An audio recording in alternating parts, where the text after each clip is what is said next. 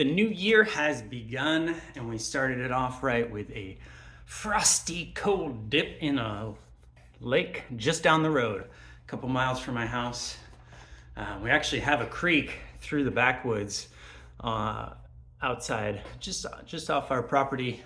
Wanted to walk there, but right now it's just brambles and rocks and boulders, and it would have taken a 20-minute hike just to get to the creek.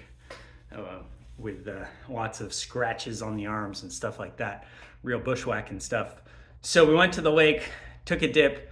I'm not gonna say it was the coldest swim I've ever done. Nothing like super impressive. There was no ice, not a glacier runoff, nothing like that. I think the temperature, air temp was probably somewhere in the low 40s, 40 to 45, somewhere in there, Fahrenheit, of course. But man, that feels good. What a way to start.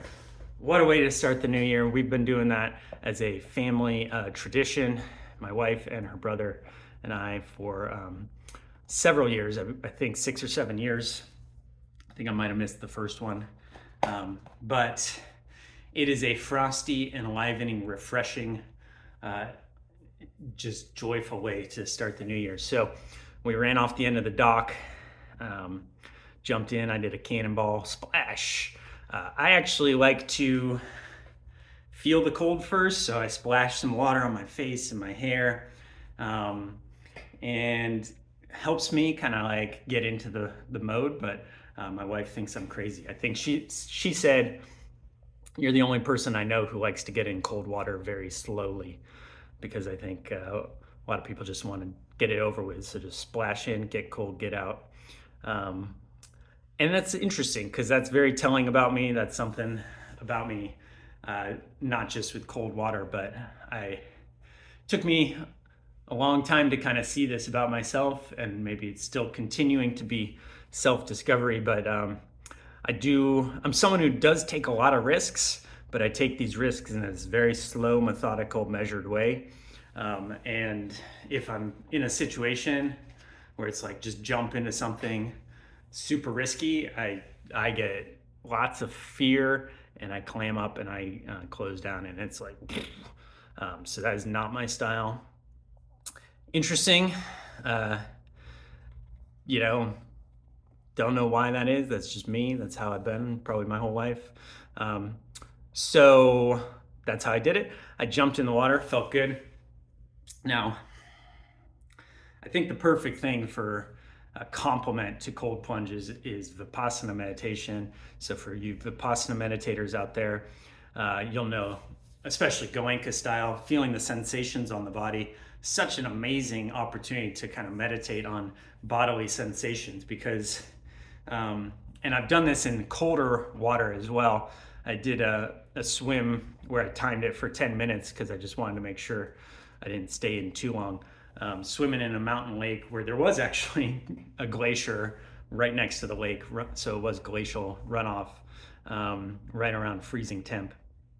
And what I noticed was interesting is that there was a lot of pain, and the pain kind of increased for 5 or 6 minutes.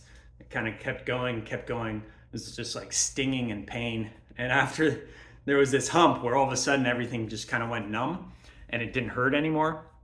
And thought that was interesting because it was kind of like not necessarily the safest thing to be just sitting there totally comfortable all of a sudden, like, oh, this feels great. That's a good way to die of hypothermia, I'm sure. But didn't stay on in this that long this time, but definitely felt the sting. Felt that sting, went splash, and then it's just like the pain. It's just like, it's an interesting experience because it's not necessarily cold. I mean, there's the cold too, but some of it's just the pain of like this stinging as all the blood vessels are just like, no, close off. And when I got out, my wife was just teasing me because she said all the hair was standing on end, just like spikes sticking out.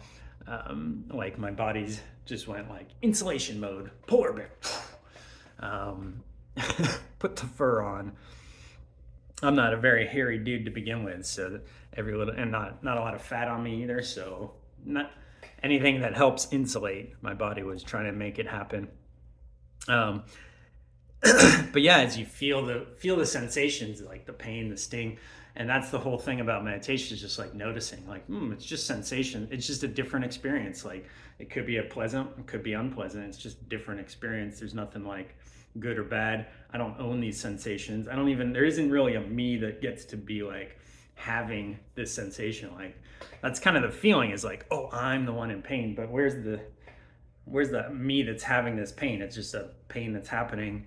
Like I can kind of observe it or be intimate with it, experience it, but there's no me that's directly connecting it. So that's of course all Buddhism. And so I thought I'd read a little Buddhist quote today to kind of go along with that. Of course, now after get back out of the water, and then all that sting just turns into joy and bliss, and it was just like, oh, this feels so refreshing.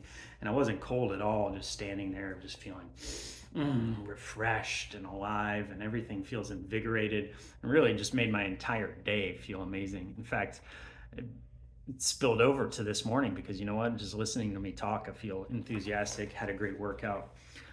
So I was going to read a little Buddhist thing here, because I enjoy the Buddha. So this is a sutta I found. I actually hadn't even read this one before, the Rhinoceros Sutta. And so this one's not one for the householders like me, with family, with kids, wife and kids. This is for the monks that wander around alone like a rhinoceros. And that's the refrain in here. But I thought it was, when I get to the end, you'll see why I thought this was quite fitting.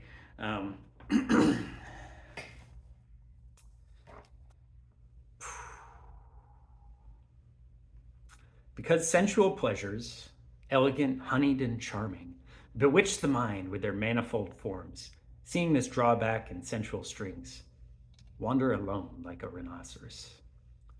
That's what he's telling you to do. Wander alone like a rhinoceros. And I gotta say, sensual pleasures, elegant, honeyed, and charming. This, of course, is Thanissaro Bhikkhu Tangef. His translation, obviously, the Buddha didn't speak English, so he didn't say elegant, honeyed, and charming. But boy, do I like that. Elegant, honeyed, and charming. I mean, that makes me want to just go out and get some sensual pleasures right now. It sounds pretty good, but they bewitch the mind, so don't do it. Calamity, tumor, misfortune, disease, an arrow, a danger for me. Seeing this danger in sensual strings, wander alone like a rhinoceros.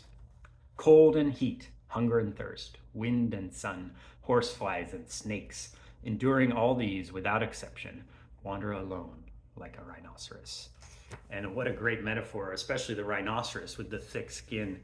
You can just imagine them out there, cold and heat, hunger, thirst, wind and sun, horseflies, snakes. And that thick skin, in a sense, what a great metaphor for that feeling of like, this is just a sensation on my body. I'm just feeling these sensations. They're not actually controlling me or something that I need to go chase or run away from. So there you go. And you know what? If a rhinoceros can do it, you can do it too. I don't know if a rhinoceros would jump in a glacial lake. That would be a pretty interesting thing to watch, but you can do it.